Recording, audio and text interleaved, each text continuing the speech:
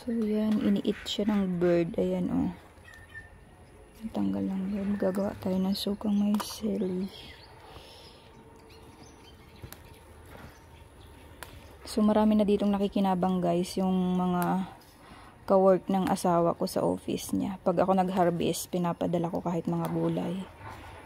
Or minsan, dun sa anak ng asawa ko, sinisend ko. Kaso, dumadating siya sa KL. Pwede pang lutuin sa hindi maarte, pero pag maarte, hindi na siya pwedeng lutuin sa mga hindi maarte, pero naluluto pa nung aking nung aking ano ba tawag doon? Anak-anakan. Kasi anak ng asawa ko, syempre bata pa ako, 'di ba? Anak-anakan nga ba? Kasi ang tawag niya sa akin auntie. Kinat ko siya kahapon, kinuha ko yung address niya at nalimutan ko, nag-send ako ng gulay, nasa 5 kilo yata.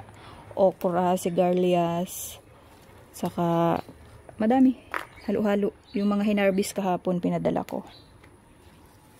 So, kami naman talaga, guys, nagtatanim ngayon is hindi pang binta. Alam mo yun, yung mahilig kami parehas magtanim. Pangkain lang sana, pero dahil pag namunga nga siya ay madami. Kahit yung buong dito dito sa tinatirhan namin, village sa atin, is pinapapasok namin, hindi kami naglalak ng gate.